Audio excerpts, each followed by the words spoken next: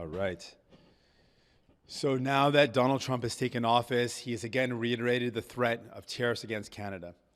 And what that means for workers right now, you've got people across this country wondering, is it their job on the line? There are hundreds and thousands of Canadian workers that could be impacted by a trade war. It also means at a time when the cost of living is already so high, the cost could go up even further. We do not want this trade war. We are great neighbors with the US. These are our friends. And in Canada, we take care of our neighbors. We look out for one another. But do not take our kindness for weakness. We are ready to fight back. And I've said this before and I say it again. Donald Trump is a bully who understands one thing, that is strength. So we have to show strength and be ready to fight back. But we know one thing in trade wars, while we want to do everything possible to avoid it, to stop it before it happens, and I've talked about some of the things we need to do, we know in trade wars, it's workers that suffer, and that cannot happen. So my commitment is a new Democratic government would ensure that every cent, every dollar of the trade, of the tariffs that we put in reprisal, that revenue is used to support workers, to support those workers that are impacted.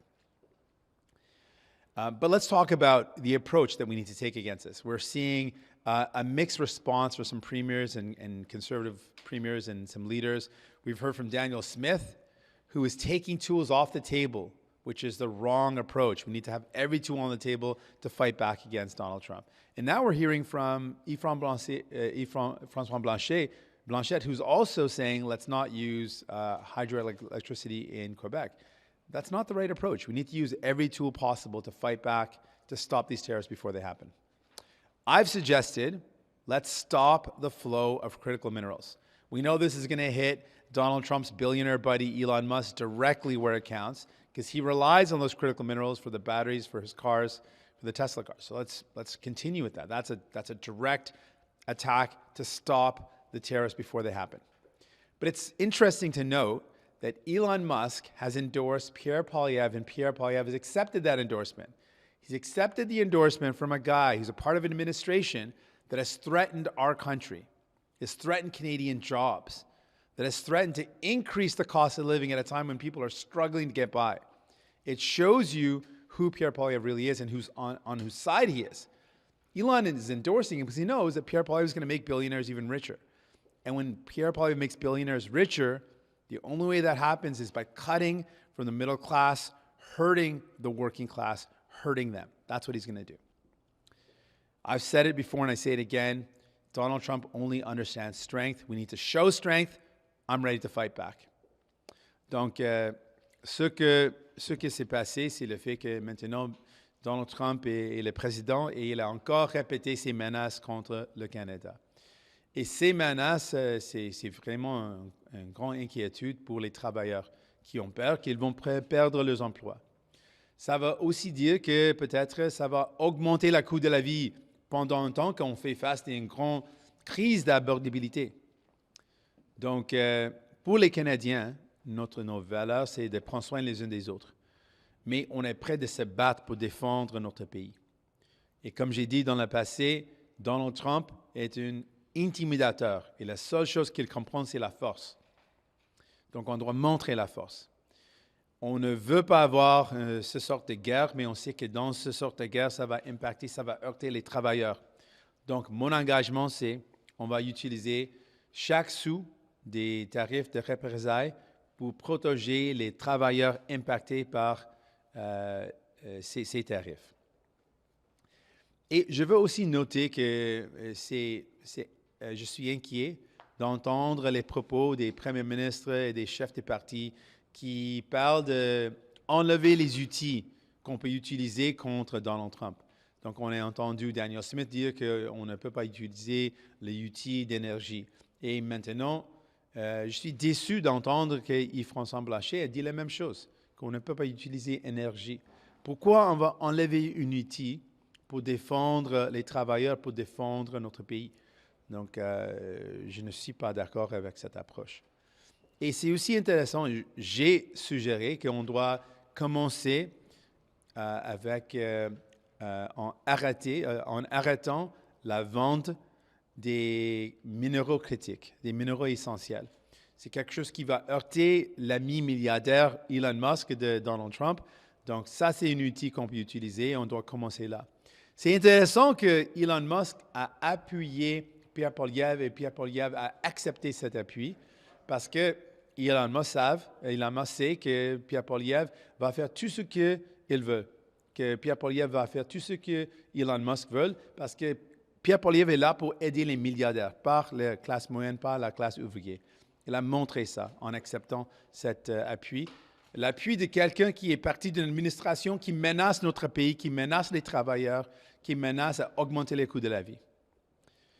Je suis aussi, donc, en fermant, je veux dire que, pour arrêter, je veux dire que, encore, la seule chose que des intimidateurs comprennent, c'est la force, et je suis prêt de me battre pour défendre les travailleurs. With that, I'm ready for any questions.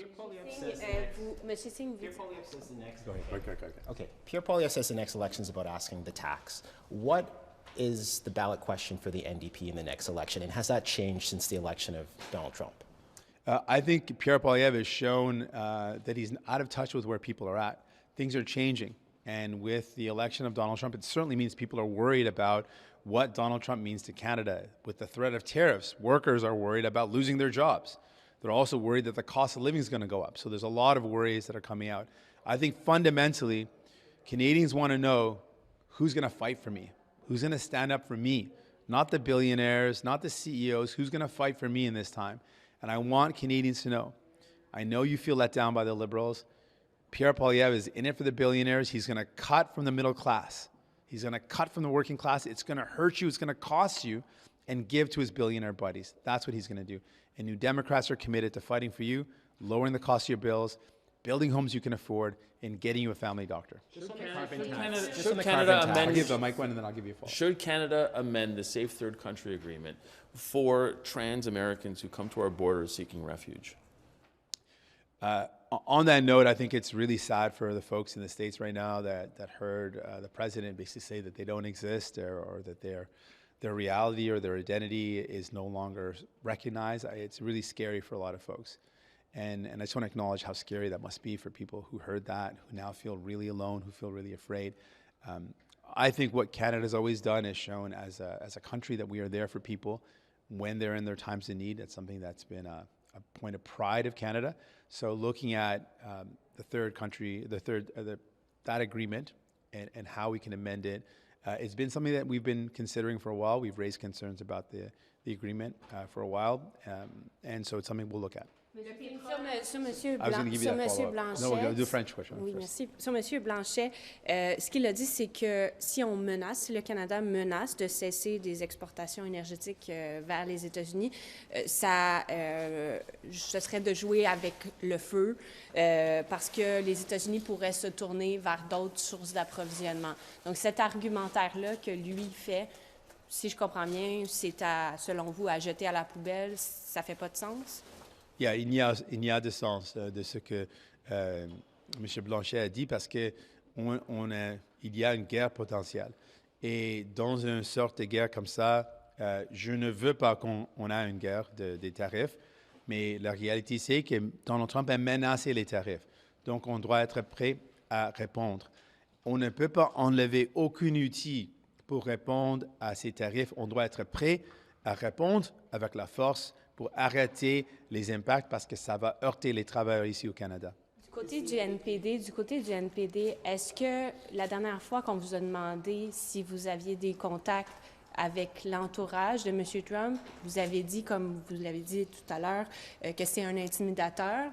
Vous avez dit que vous ne parlez pas à des intimidateurs. Est-ce que le Canada peut se permettre d'ignorer la garde rapprochée de M. Trump ou M. Trump lui-même pendant 4 ans? Non, je pense que la réponse, si quelqu'un menace un pays, donc si c'est une discussion, on doit discuter. Mais à ce moment, Donald Trump a menacé le Canada avec les tarifs. Donc la seule chose qu'il va comprendre, c'est la force. On a vu des politiciens qui ont essayé de parler avec Donald Trump, ça n'a pas fonctionné. Il comprend la force, donc on doit montrer qu'on est prêt de se battre pour défendre notre pays. We've seen other Liberal candidates in this race part ways with the carbon tax or say that they're no longer, in full support of it. How does the NDP feel about the consumer carbon tax? Are you ready to part ways as well? Well, we will announce our full plan very soon. Of course, you'd imagine we'll announce that when the campaign is called. But we've said some of the values that we want in our plan to take on the climate crisis, which is serious. We said, one, that the plan should actually work, should actually reduce emissions. We want to make the big polluters pay, and we don't want to see the burden fall on working people. These are some of the values that we will have reflected when we announce our plan, but you'd understand, of course, we're not going to announce our plan today, but when we announce our plan, it'll have those elements. Yesterday, en français, s'il vous plaît, vous dites qu'il faut agir tout de suite, que M. Trump va réagir à la force. Est-ce qu'il n'y a pas un risque de dire, ben nous, on veut couper tout de suite, on voudrait couper l'accès aux minéraux critiques, tout de suite, ne pas attendre? C'est pas un peu jeter de l'huile sur le feu, ça, d'y aller tout de suite sans attendre de voir quelles seront les prochaines étapes? On doit être prêt de faire ça. J'ai dit que ça doit être notre premier pas. Donc, on doit attendre s'il impose des tarifs actuellement. Mais je pense que c'est important de dire comme pays, si vous imposez des tarifs contre nous, on va commencer tout de suite avec on va arrêter la vente des minéraux essentiels. Ça, c'est une étape forte. C'est quelque chose qui montre directement qu'on est prêt de se battre pour défendre notre pays. Et ça va heurter un ami proche de Donald Trump, Elon Musk. Donc ça, c'est quelque chose d'important. On the consumer carbon tax, you had said that you're thinking about it. But even yesterday, Stephen Guilbeault said he's supporting Mark Carney, who is walking away from the consumer carbon tax. And Stephen Guilbeault is also saying that, that is not what is doing the bulk of the work on it. And he says that, people have changed and it's unfortunate. But does that mean that you're looking at it and when you make your platform, that you may not have a consumer carbon tax in there? Well, we're going to release our plan and we'll let you know exactly when we do, exactly what our plan is. I can just tell you the elements of the plan that you can expect to see with a new Democrat plan.